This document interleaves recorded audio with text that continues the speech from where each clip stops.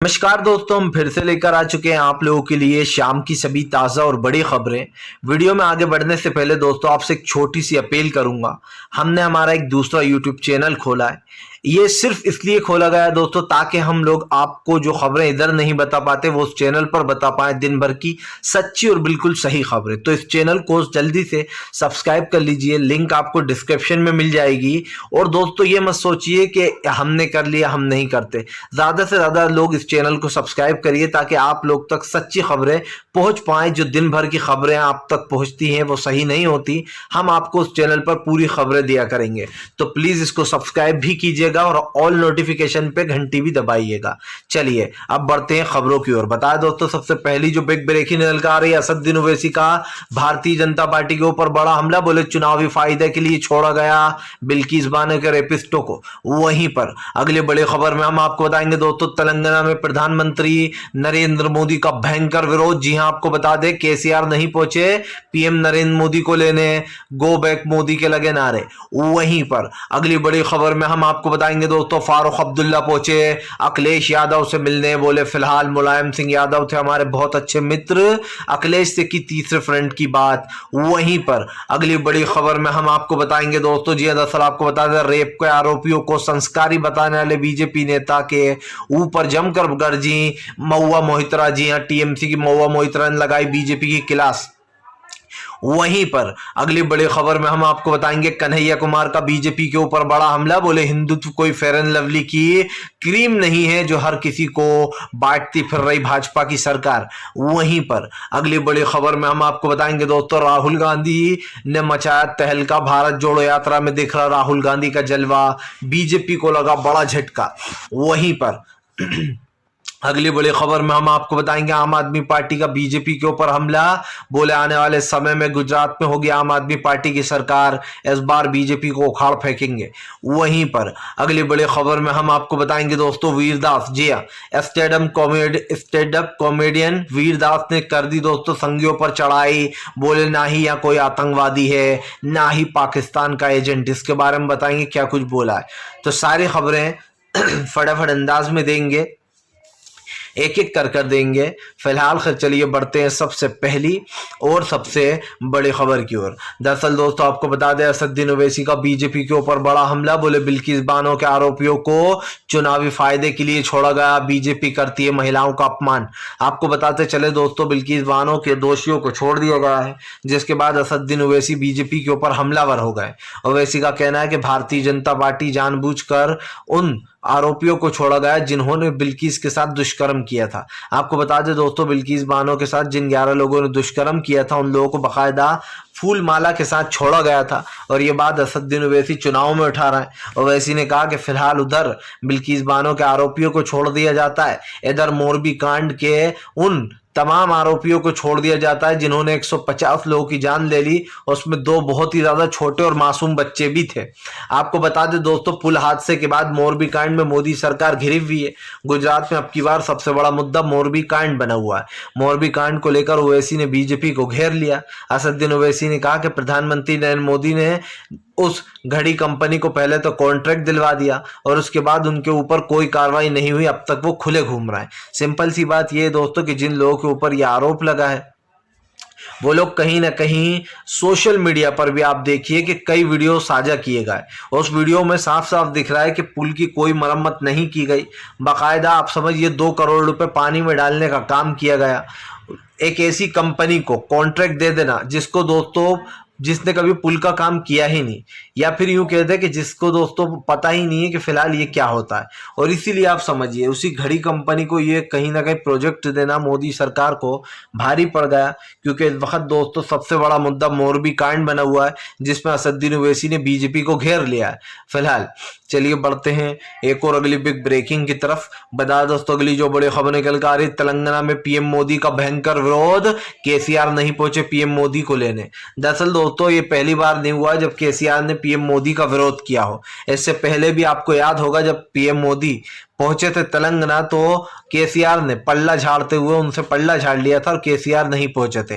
इस बार फिर से एक बार पीएम नरेंद्र मोदी की इंसल्ट करते हुए नजर आ रहे हैं केसीआर। आपको बताते चले दोस्तों, पीएम नरेंद्र मोदी तेलंगाना पहुंचे, लेकिन हवाई अड्डे पर उनको रिसीव करने नहीं पहुंचे तेलंगाना के सीएम, बल्कि और उल्टा मोदी बाय बाय के जमकर लगाए गए हैं नारे।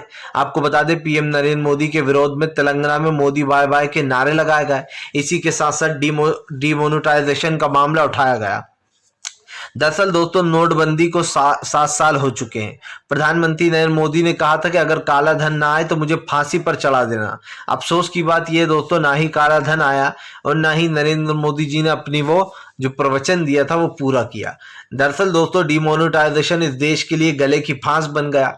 आपको पता हो कि डिमोनेटाइजेशन को लेकर देश में जो गरीबी और बेरोजगारी फैली, उसकी जिम्मेदार सिर्फ और सिर्फ भारतीय जनता पार्टी है। प्रधानमंत्री ने रातों रात एक फैसला ले लिया, उस फैसले पर रातों रात मोहर लगा दी गई। जैसे कि मैं आपको एग्जाम्पल देता हूं दोस्तों, कि ऐसा ही एक फैसला लिया गया था जिसने न सिर्फ देश को बर्बाद करने का काम किया था, बल्कि कोरोना में लाखों मौतें गई थी। आपको पता हो कि प्रधानमंत्री ने नोटबंदी जैसे एक और फैसला लिया था, और वो फैसला क्या था दोस्तों, कि जो जहां पर है वो वहीं पर रहेगा, कल से पूरा भारत बंद रहेगा। प्रवासी मजदूर दोस्तों, जो जहां था गरीब, जो कोई किसी के घर से बाहर था, वो वहीं पर अड़कर रह गया, और ये मामला लगभग 2 से 3 महीने तक चला। कोई अपने घर वापस नहीं जा पाया। उसके बाद आपको याद होगा कि सोनू सूद जो टीवी एक्टर हैं, उन्होंने मुहिम शुरू की थी कि वो प्रवासी मजदूरों को उनके घर पहुंचा कर रहेंगे। उन्होंने बसें की, हेलीकॉप्टर्स किए और उसमें प्लेन्स लोगों को भेजा गया। लेकिन दोस्तों, प्रधानमंत्री का ये फैसला भी नोटों के डिमोनेटाइजेशन जैसा ही था। आपको याद हो कि प्रवासी मजदूर बहुत परेशान हुए थे। कई प्रवासी मजदूर सो रहे थे, उनको पर ट्रेन चलकर चली गई, उनकी वहीं पर मौत हो गई। कई लोगों के एक्सीडेंट हो गए, कई की चलते चलते हार्ट अटैक से मौत हो गई, कई लोगों को पुलिस ने पीट पीट कर मार डाला। वैसे ही एक फैसला डिमोनेटाइजेशन था, यानी कि नोटबंदी, और उस पर प्रधानमंत्री ने आज तक जवाब नहीं दिया, और ये मामला केसीआर ने उठाया है, जिसके बाद पीएम नरेंद्र मोदी की जमकर आलोचना भी की गई तेलंगाना में। चलिए बढ़ते हैं एक और अगली बिग ब्रेकिंग की तरफ। बता दोस्तों, अगली जो बड़ी खबर निकल कर आ रही है, आपको बता दोस्तों, राहुल गांधी की भारत जोड़ो यात्रा ने मचाया तहलका, राहुल को मिल रहा भयंकर सपोर्ट। दरअसल दोस्तों, आपको बता दें, राहुल गांधी की भारत जोड़ो यात्रा लगातार आगे बढ़ती चली जा रही है। जिस यात्रा को लेकर कांग्रेस काफी उल्टी सीधी बातें भी करती रहती है, बीजेपी। लेकिन आपको बता दें, राहुल गांधी की भारत जोड़ो यात्रा ने महाराष्ट्र में एक इतिहास रच दिया। राहुल गांधी के सपोर्ट में दोस्तों जनता साफ साफ दिखाई दे रही है। ऐसा दूसरी तरफ आपको बता दें दोस्तों, राहुल गांधी की भारत जोड़ो यात्रा को काफी सपोर्ट इसलिए भी मिल रहा है क्योंकि आने वाले समय में सब जानते हैं कि राहुल गांधी की जो एक छवि बिगड़ी हुई थी, जो नरेंद्र मोदी ने बिगड़वा दी थी, उस छवि को सुधारने का काम किया। आपको बता दें कि कल हिमाचल के जो चुनाव हुए उसमें भी ये देखने को मिला कि कहीं ना कहीं राहुल गांधी के सपोर्ट में बहुत सारे लोग हैं। आपको बताता चलूं दोस्तों, राहुल गांधी ने ऐलान किया है कि फिलहाल प्रधानमंत्री नरेंद्र मोदी ने जो अडानी और अंबानी को देश बेचने का काम किया है, वो इसके खिलाफ मुहिम छेड़ेंगे। राहुल गांधी ने कहा कि भले ही हमारे लोकतंत्र को ख़त्म करने की कोशिश की जा रही हो, लेकिन हम देश के भाईचारे को ख़त्म नहीं होने देंगे। राहुल ने कहा कि आज देश में भाईचारा, प्यार, मोहब्बत इसकी कमी है। देश में एक ऐसी सरकार आ गई जो दोस्तों धर्म के नाम पर राजनीति करने लगी है। दोस्तों, एक समय ऐसा था जब अटल बिहारी वाजपेयी साहब हुआ करते थे, और उस समय पर मैंने कई वीडियोस देखे। जाहिर सी बात है, समय पे हम तो थे नहीं, लेकिन दोस्तों जो रिसर्च की गई है मेरे द्वारा अटल बिहारी वाजपेयी पे, मैंने उनकी राजनीति देखी है। बड़ी ही काम और बड़ी ही सिंपल हुआ करती थी। पहले जो बीजेपी थी दोस्तों अटल बिहारी वाजपेयी के समय की, वो कभी इस तरीके के शब्दों का यूज नहीं करती थी। यहाँ तक कि दोस्तों लोकतंत्र की हत्या भी नहीं करती थी। अटल बिहारी वाजपेयी के समय के जो नेता है दोस्तों, उनका भी रहन सहन आप देखिए, आज भी उनकी राजनीति बिल्कुल नीट और क्लीन है। आपको याद होगा कि अभी जो है यहाँ पर जिन्होंने चुनाव लड़ा था दोस्तों राष्ट्रपति का, जी यशवंत सिन्हा, वो राइट हैंड माने जाते थे अटल बिहारी वाजपेयी साहब के। उन्होंने कभी अपने मुंह से कोई अपशब्द नहीं निकाला, और इसीलिए यशवंत सिन्हा आज भी टीएमसी में शामिल थे, क्योंकि उनको कहीं ना कहीं पता है कि देश में क्या हो रहा है।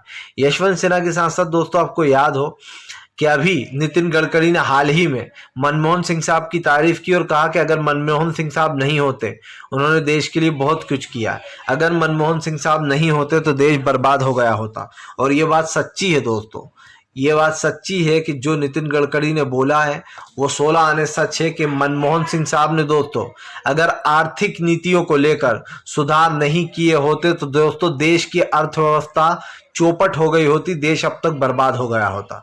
लेकिन ये मनमोहन सिंह साहब का ही दिमाग था पढ़ा लिखा, जो उन्होंने दोस्तों इस तरीके के दिग्गज फैसले लिए थे जो आज भी इस सरकार के काम आ रहा है। चलिए बढ़ते हैं एक और अगली बिग ब्रेकिंग की तरफ। बता दोस्तों अगली जो बड़ी खबर निकल कर आ रही है आपको बताते चले दोस्तों, वीरदास ने कर दी भारतीय जनता पार्टी के ऊपर चढ़ाई, संघियों को दिया मुंहतोड़ जवाब। दरअसल दोस्तों इन दिनों स्टैंड अप कॉमेडियन जो है, जो लोग हंसाते हैं दोस्तों लोगों को, उनको आजकल टारगेट करने का काम किया जा रहा है। आपको पता हो पहले तो मुनव्वर फारूकी को अपना निशाना बनाया गया और अब वीरदास पर भी संघी लोग चढ़ाई करते हुए नजर आ रहे हैं। आपको बता दें वीरदास एक स्टैंड अप कॉमेडियन है और जो है यहाँ पर दोस्तों ऐसा का ऐसा ही मामला कुणाल कामरा का भी पता होगा आपको, वो भी इसी तरीके के कॉमेडियन है। इन लोगों के शोज जो है दोस्तों वो बीजेपी लगातार कैंसिल करवा रही है। अब वीरदास जो है दोस्तों उसका एक शो कैंसिल करा दिया गया।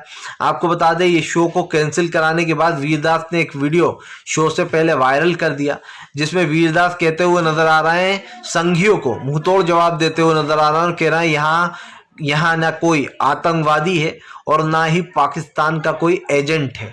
आप समझिए वीरदास ने दोस्तों उन संघियों को मुंहतोड़ जवाब दे दिया।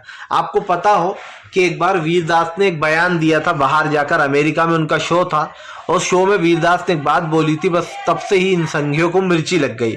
और दोस्तों वो बात जो बोली गई थी उस बात पे कोई भी झूठ नहीं था।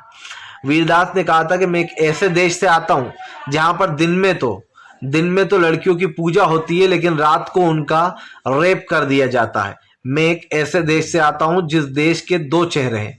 अब दोस्तों इसमें क्या गलत कहा था वीरदास ने? सही तो कहा था कि भाई दिन में तो आप लड़कियों की पूजा करते हो और रात को जो यहाँ पर उनके साथ रेप जैसी घटनाएं हो जाती हैं। तो मैं उस भारत से आता हूं जहां भारत में दो रूप है जिस भारत के, कि एक तो मतलब दोस्तों आप समझिए लड़कियों को पूज रहा है और दूसरा रूप ये है कि लड़कियों का मेरे भारत में रेप किया जा रहा है। इस तरीके की उन्होंने बात कही थी, जिस बात का इन अंधभक्तों ने, इन संघियों ने बड़ा मुद्दा बनाया था और कहा था कि इस वीरदास को अब हम कहीं पर भी शो नहीं करने देंगे। ऐसे ही दोस्तों मुनव्वर फारूकी के साथ हुआ था और उसके ऊपर देवी देवताओं के अपमान का आरोप लगाया गया और उसको जो लंबे समय तक जेल में रखा गया। इससे पहले आपको पता हो अभी हाल ही में मोहम्मद जुबैर को भी इसी मामले में उठाया गया था कि मोहम्मद जुबैर झगड़े करवा रहा है, झूठ फैला रहा है। बीजेपी और इन संघियों को लगता है दोस्तों कि लोगों को डराने से, धमकाने से वो जो मुद्दे दोस्तों खत्म हो जाएंगे, लेकिन नहीं, ये लोग बहुत बड़ी गलतफहमी में है।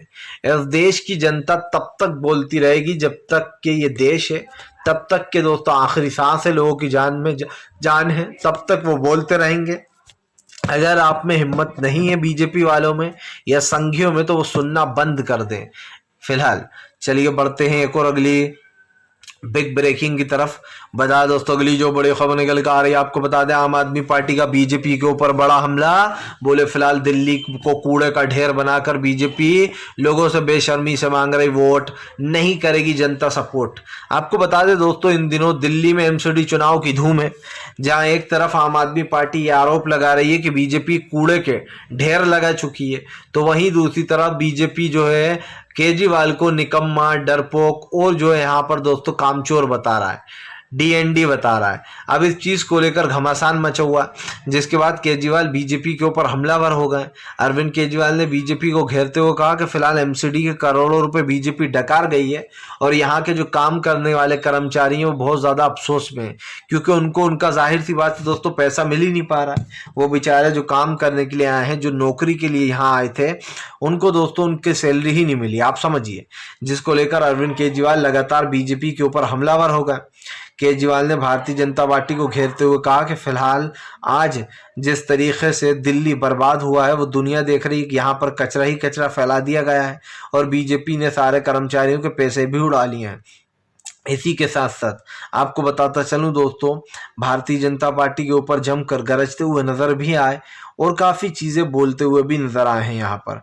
आपको बता दूं दोस्तों, भारतीय जनता पार्टी पूरी कोशिश कर रही है कि वो किसी तरीके से इन मुद्दों को दबा दे, लेकिन अरविंद केजरीवाल दिल्ली का कचरा कूड़ा वाला मामला उठा रहा है। बीजेपी उन पर हमलावर है, वो बीजेपी के ऊपर हमलावर है। समझ में ये नहीं आ रहा दोस्तों कि फिलहाल इस वक्त काफ़ी कुछ सामने आया है और काफ़ी कुछ सामने आता भी रहेगा, लेकिन मुझे एक चीज़ समझ में आ गई है दोस्तों कि बीजेपी जो कर रही है वो आपकी और मेरी समझ से तो बाहर है भैया, क्योंकि भारतीय जनता पार्टी जो बोलती है दोस्तों उसका कोई वजूद नहीं है।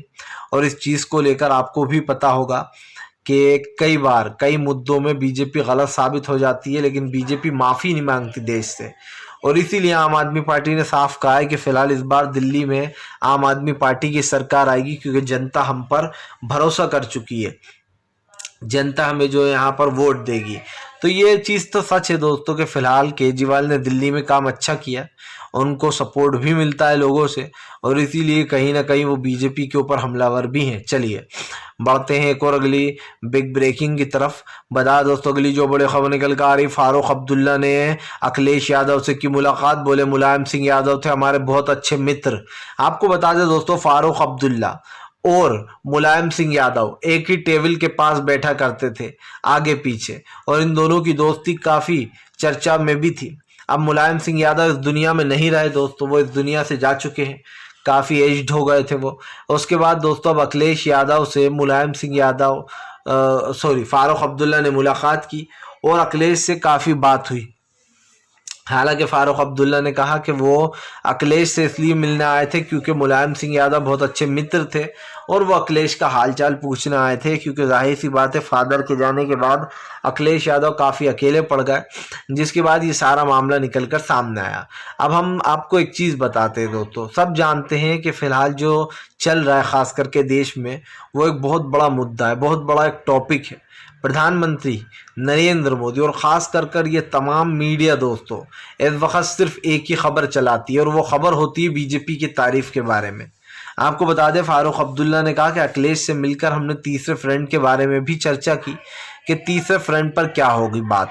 लेकिन फिलहाल दोस्तों देश के लोकतंत्र बचाने के लिए हर कोई आगे आने की कोशिश कर रहा है। आप देखिए ये मुहिम छेड़ी थी ममता बनर्जी ने कि तीसरा फ्रंट बनाएंगे। तीसरे फ्रंट से अच्छा ये है दोस्तों कि विपक्ष सिर्फ और सिर्फ कांग्रेस को सपोर्ट करे। तीसरे फ्रंट की तो ज़रूरत ही नहीं पड़ेगी, बीजेपी अपने आप ही सत्ता से चली जाएगी। और ये मैं किस लिए कह रहा हूँ ये आप अच्छे से जानते हैं, क्योंकि कहीं ना कहीं आप भी जानते हैं कि देश का माहौल और देश की परिस्थितियाँ दोनों दोस्तों दो अलग अलग चीज़ें हो चुकी हैं, और इस वक्त जो हो रहा है वो आपको और हमें साफ दिखाई दे रहा है। तो ये कहना गलत नहीं होगा दोस्तों कि फ़िलहाल देश में अब एक अलग तरीके का माहौल बनेगा, अलग तरीके की राजनीति हुआ करेगी, और देश कहीं ना कहीं दोस्तों इन चीज़ों से सीख रहा है। जो सरकार देश से ये वादा कर चुकी है, झूठे वादे कर चुकी है, वो कहीं ना कहीं वादे निकल कर सामने आ रहा है। चलिए बढ़ते हैं एक और अगली बिग ब्रेकिंग की तरफ। बता दोस्तों हिमाचल में 70% के लगभग हुआ दोस्तों मतदान। अब की बार जो है यहाँ पर 66% से 70% के आसपास चुनाव में वोट डले। हिमाचल में अब की बार दोस्तों लोगों में वोट डालते समय उत्साह नहीं दिखाई दिया। आपको बता दें जितने भी वोट पड़े हैं उसमें कहीं ना कहीं कांग्रेस ने यह ऐलान कर दिया है कि वो वापसी सत्ता में कर रही है, और जो है यहाँ पर अब की बार हिमाचल में कांग्रेस की सरकार बनेगी। लेकिन दोस्तों चिंता का विषय ये भी है कि अब लोगों ने वोट डालना, मुझे ऐसा लगता है कि लोगों को या तो वोट डालना बंद कर देना चाहिए, क्योंकि उनकी जो उत्साह मरती जा रही है। इसका सबसे बड़ा कारण ये है दोस्तों कि आप देखिए जनता सरकार किसी की बनाती है, लेकिन बीजेपी उस सरकार को गिराकर अपनी सरकार बना लेती है। तो इसका तो सीधा मतलब अगर एक तरीके से अनुमान लगाया जाए डायरेक्टली, तो वो यही है दोस्तों कि अब जनता के वोट की कोई अहमियत नहीं रही। एक छोटा सा एग्जाम्पल देता हूं दोस्तों मैं। आपने मान लीजिए कोई चीज़ खरीदी, लेकिन उस चीज को खरीदने के बाद दोस्तों उस चीज को कोई और यूज कर रहा है, यानी कि आपको ऐसा लग रहा है कि अब इस चीज पे तो मेरा कोई अधिकार ही नहीं है। तो दोस्तों आप समझिए फिर उस चीज को खरीदने का मतलब क्या रहा कि चीज तो आपने खरीदी, लेकिन उसको यूज दूसरा कर रहा है और आप उससे मांग भी नहीं सकते हो, छीन भी नहीं सकते हो। तो आपको कैसा महसूस होगा दोस्तों? पैसा आपका गया लेकिन इंजॉय कोई और कर रहा है। बस वैसा ही दोस्तों महसूस इस वक्त जनता को हो रहा है कि सरकार तो हम किसी की भी बना देते हैं, लेकिन बीजेपी गिराकर अपनी सरकार बना लेती है। फिलहाल वीडियो अच्छा लगे तो कृपया लाइक करें और हमारे दूसरे चैनल को ज़रूर सब्सक्राइब करें दोस्तों, सपोर्ट ज़रूर।